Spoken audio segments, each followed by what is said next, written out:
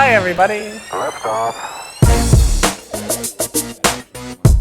That's really interesting. I mean, if you look at Richard Branson, started over 400 companies, right? And what I understand about his day-to-day is he has 2 assistants running his day, and he really doesn't, he works for maybe 4 hours or so, and then he's just done. So he's become this master delegator, right? And it sounds like that's kind of what you're moving towards now. And I have to wonder too, what's your end goal with all this stuff? Well, and I think everyone, no one watching cares about me, except my mom, and she'll watch, and my girlfriend. Hi, Mom. Hey, Mom. Everyone cares about themselves. So the end goal, I think what everyone needs to think about is like, what do they really want, and is this really aligned for helping them get it? Because what I've noticed is like, for the first few months this year, I was focused on my podcast and my YouTube channel, Noah Kagan Presents. Yeah, really good one. What you have to realize is that, like, let's say people watching, like, my goal is to make a bunch of money. Let's just assume you have a lot of money. Do you want to go to work tomorrow? And then they're like, no, work fucking sucks. Okay, so you're not going to sit at home all day though. Mm-hmm. So how do you just create that lifestyle now? How do you work on problems that even if you were a billionaire or you're poor, you would just continue on? I think there's something fascinating if you want to pattern match like the most successful people in the world, like everyone knows the top 10, like Gates and Buffett and Zuckerberg and Ellison or whoever else these guys are. I think what's kind of really fascinating about the people I admire is that they're still working. So many people are like, well, if I got rich, I could stop working and I could go travel and do all this shit. But the people who are the richest don't have to work ever in their life. Their next 1,000 years of their family don't have to work, but they're still doing it. Because it's fun. It's fun. And it's the fun and they have some purpose around it. And so I think that's something that like to admire, like, all right, look, think about it. How do you just find problems that never end? That no matter how much money, no matter how much there's not. And I think when you're having a business, if you have a vision like that, that's how you recruit people. Yep. That's actually how you get the best people. You're like, hey, we're going to fucking Mars, bitches. Like that is a fucking strong vision that other people want to be a part of a vision. And so for me, I love helping small businesses grow. I don't want to help them. I don't have this arbitrary goal of 1 million. I don't have a goal of like, I want to like help all the earth. I don't care. But the products and companies that I admire, I either want to promote them with AppSumo, give them the tools with sumo.com or maybe something else in the future. But that's really what I enjoy, like finding great things and making sure the world know about them. Got it. And so yeah, I don't probably have to work as much anymore. I could maybe move to India and live forever there, or Thailand or some of these places. And most people, if you actually have a low burn rate, you could live in almost anywhere forever and not have to work too much. But I like working, and I want to work on this stuff in some way or capacity, probably until I die, or maybe I'll live forever. Love it. And so how does, we just talked about Noah Kagan Presents, listen to the podcast, it's really good. Also his YouTube channel as well. So you're doing all this content, how does this tie into everything that you're doing right now? I don't think it does. So here's what I think is helpful for everybody else, and what I've noticed is that I started adding a bunch of things to my plate over the year. And so as you grow a company, when you're individual, when there's 4 of us around this table here, it's very easy to move quickly. Thomas, do this. Eric, do that. Teresa, go do that. And it's like boom, boom, boom. Everything happens quickly. And then as you multiply that to 40 or 400 or 4,000, the complexity happens and it slows down. And so what I've done is that 4 days a week, I only focus on sumo.com. That's all I do. And it's 80-20, by the way. 4 is 80%, and Friday is 1 day a week, which is 20% of your week. Pareto principle. Wow, crazy. Yeah. So it makes it really simple. 4 days a week, hardcore sumo.com, anything for sumo is 4 days a week, that's it. And on Friday, and it gets, Friday is my experimental day. So YouTube, podcasts, OkDork, anything that I'm experimenting with. And what's fascinating about that, what I've noticed is that because I can do experimental things where there's no risk, meaning that I'm not losing anyone's job, and I can fuck around and I can try things that are more risky, I can then bring that back into sumo. So a lot of the people that I've worked with as like consultants or trials on OkDork, I've brought into sumo. And a lot of things that like, hey, YouTube, here's ways that we should be building our videos. All right, I just fucked around a lot, and now I can bring that into sumo. And so I think with companies, what you have to realize is that there's certain processes. Like everyone's got this process and way that they do things, and it's very hard to adjust that. So I think you need to create some space for like failure, like create allocated time that you can go do things that may or may not work, that you can then bring back into the machine. So your Fridays are completely blocked off for just you? Yeah, it's more like I don't feel guilty. I still feel a little guilt, I'm not gonna lie, but it's mostly like Friday is a day where I'm like, I can experiment with things in a very quick manner, and then anything that works, I can bring it back into the company. Got it. Because like if I jeopardize this stuff, like, hey, let's just not blog for these few weeks and like not do some of this stuff, that could potentially cost people's jobs and stuff like that. So it's better to do it like, and I can also move quickly, and then when that thing works, I know that I can then loop it into the bigger thing. You've hired a really good up and coming marketer, and you managed to convince him to move from China to here. And like, how do you go about doing that? There's some tenacity that's in there. It goes into your heritage and all that, but go. Yeah. Well, I think if you actually look at my career, I don't think I'm gifted. I wasn't in GATE. I'm not the smartest person. Me neither. No, you're Asian. You're like naturally great. I have a tiger mom.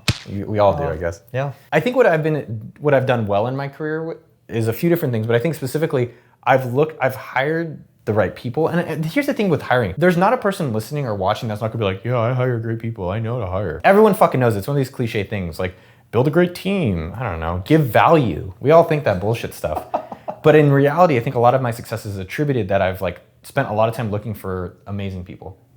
And like truly amazing people, because it really does, like, we talk about 80-20, it's even in hiring. At companies, there's really only gonna be a few people that are you're like, who would I take with them to my next thing? And those are the ones that are gonna make all the difference. So I would say with Mint.com, I found this guy named Viet, who was this up and comer writing personal finance. I really loved his stuff.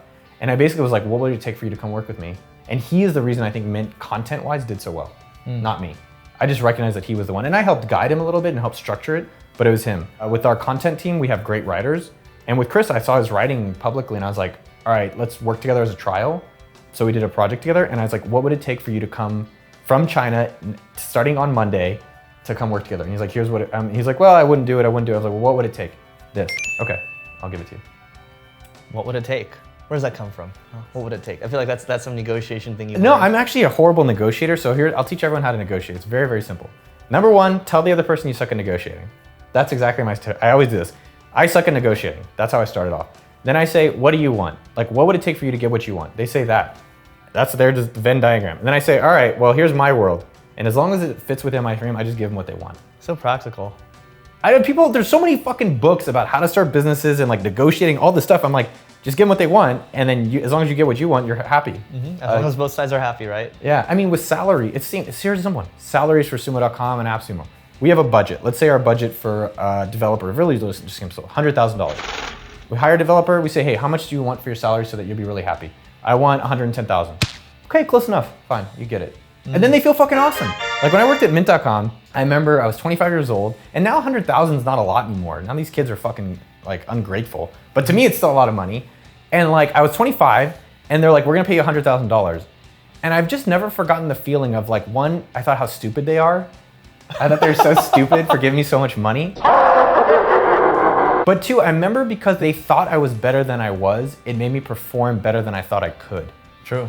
Ooh, I hope you recorded that one. Yeah. But because they were like, hey, the bar's here, and I only thought of myself here, it actually made me keep improving my performance up to that part. Can be negative stuff, which I'm not gonna get into, but like because they set the bar and like, we're gonna pay you a lot, I was like, man, I'm great. I'm gonna go do great things. And that kind of gave me a little bit more probably confidence to, I think, do great stuff for Mint. And Yeah. so I want to do here too. Versus like when you try to negotiate them down and it feels like they got pummeled to the ground. And How motivating is that? Like, I think there's something, and there's a balance in that. So there are people that have come and be like, I want 200,000 to be a developer. And I'm like, there's people like Eric Fernandez, who's amazing. He's been with us for 6 years. He's worked his ass off. Like that guy can have whatever he wants. He's proved it. And I think there's a little bit of, it's a balance. We can't just do all of it, but there's people like Eamon who run AppSumo. Eamon came in and be like, yo, I made this at Microsoft. I want around that. And I think as a leader of a company, or if you're running a company, I proactively raise people all the time. So I go to Eamon and be like, you need to get paid more money. We're giving you more. He's like, oh, okay. He never asks. And so it's a trade-off where I don't want him to not want more money. Like you want people that are hungry and aggressive. But as a company leader, I think you need to be proactively looking out for the interests of your people. And more what I've noticed is like, fuck millennial stuff that everyone whines about.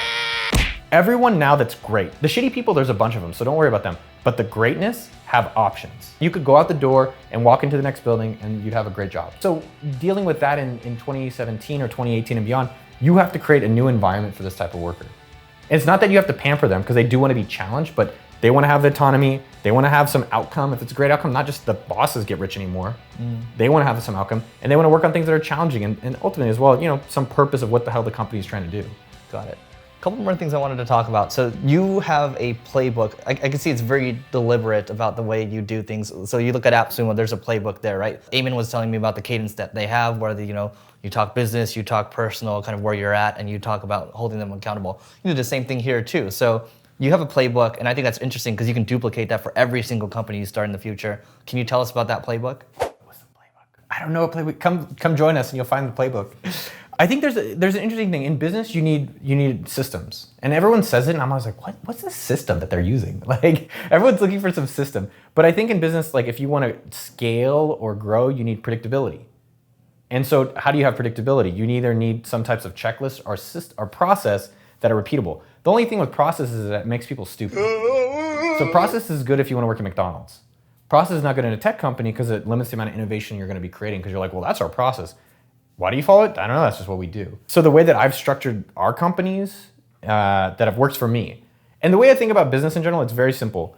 Like, here's the destination and here's your car, right? You could drive here, or you can fly here, or you can walk here. I'm only telling you my way of what's worked for me and not necessarily what will work for everyone. But it's worked for me multiple times and seems to be doing pretty well. Number one, choose a very clear objective that's measurable in your business. Most people, I have one guy who I talk to every week and I'm like, hey, what's your objective? He's like, man, it's just to do better. How do you know if you're doing better? He's like, I don't know, I just feel it. I'm like, okay, just tell your landlord you feel about the bills. Like, tell me how that goes. And so I think number one, have a very clear objective with your business, right? Like, I want to make this much money, I want to help this many customers, I want to do this much revenue, whatever it is, or this many email subscribers, or this many views, or I want to like hire this many people, whatever it is, I don't care. And then you just have to like have some plan on how you're going to get there.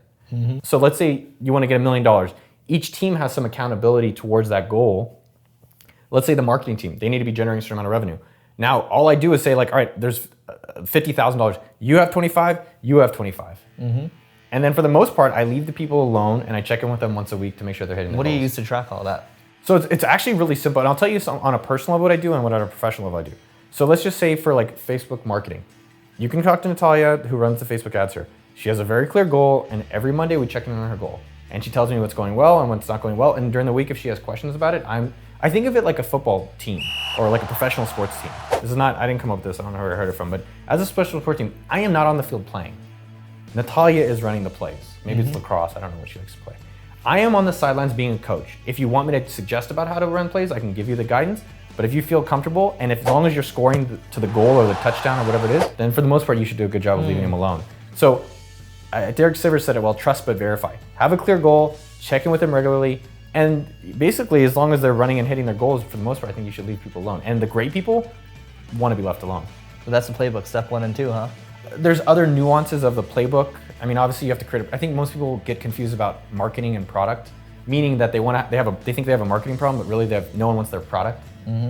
They're like, oh, how do I get help with marketing? I'm like, well, yeah, cancel your business because no one wants it. And generally, well, then how do you know if people want it? That's a whole separate video. I think the other things that I try to aim for and what I think I've done well with are two things. Number one, in business, not everything works, but what are the things working? So for example, with YouTube, just as a very easy example, in the past year, I've put out maybe 50 different videos. Of those 50 videos, 3 have gotten popular.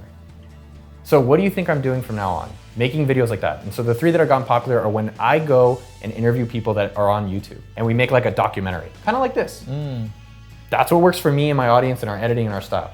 So every other type of video, I stopped doing. I was doing these videos about like focusing and empowerment, but it didn't work. And I think what most people do in their businesses is that they just keep doing all of them instead of saying what's actually working, do more of it, and what's not working and really remove that. The second part of it is I like predictability. I like surprises in life, not in my business. I don't want to be surprised in business ever. I don't want hope. I don't believe there should be the word hope in business. Yeah. You don't necessarily have to have like, let's raise a bunch of money and then grow really quickly, right? I think you slow and steady wins the race. And you haven't raised any venture capital for the last 2, right? None of them. None of them? No. There you go. Is that some heritage thing? No, I mean, I'm not opposed to raising money, and that's a separate thing we can get into, but just in terms of predictability and not having hope and not having surprises, what's an example of that? So let's talk about the Sumo.com marketing. I want to know everything coming out in the next 2 weeks, and I want it to be ready. And I want to know that these are the types of, let's say for our content, we know that our Sumo growth studies do really well, where we document how a company does. So every other week in the calendar, I can see that it's coming, like clockwork. And then with emails, we know that the emails need to be set up. And so it's more, how do you create like a Google Calendar or like a checklist so that when we have an email, like here's an example, every one of our clickable links in our email needs to be bolded. So every single email, we create a new checklist that's like, are the links bolded, yes or no? Check. I don't want to be surprised if they're bolded or not. Have we checked all the links? Yes or no? Anyway, so the more is like, how do you create a calendar or checklist or things so that you basically can remove error in your systems too? I think that's definitely something with our marketing and our businesses, part of a playbook that we've done in all of our teams. Got it. Cool. And this is all organized in like a Google Drive or something? Yeah, it's just like, so sales team, we call it the sales Torah. The support team. Sales Torah. Yeah. Basically in the sales team, support team, marketing team, you should have very clear like documents of just like, if you were to bring in someone, so here's an easy way for you to think about it for your business. If you were to bring in someone today, how long would it take for them to ramp up, right? And most businesses would probably take a few weeks because they don't have anything documented. And I don't think we're the best at documenting. If you came in here, you're like, oh, it's not what I thought you said it was great. But in most things, there should be some type of documentation about like, how do we create our content topics? How do we do our promotion? And then someone can come in and be like, oh, that's exactly how they do it. All right, I can just follow that formula. Got it. There you go. Document your stuff. I was actually just talking about yesterday. I came directly from an offsite. Our thing for the next year is just process and documentation. That's how important it is. Whew. That was really good. That was amazing, yeah, right? I loved it. That was really good. Noah just knows his stuff. I'm also Noah, so one of the producers on the show here. I'm Noah too. No, this is Bryce. Eric is gonna be back at you with another interview right after this, so be sure to subscribe so you can get the next episode.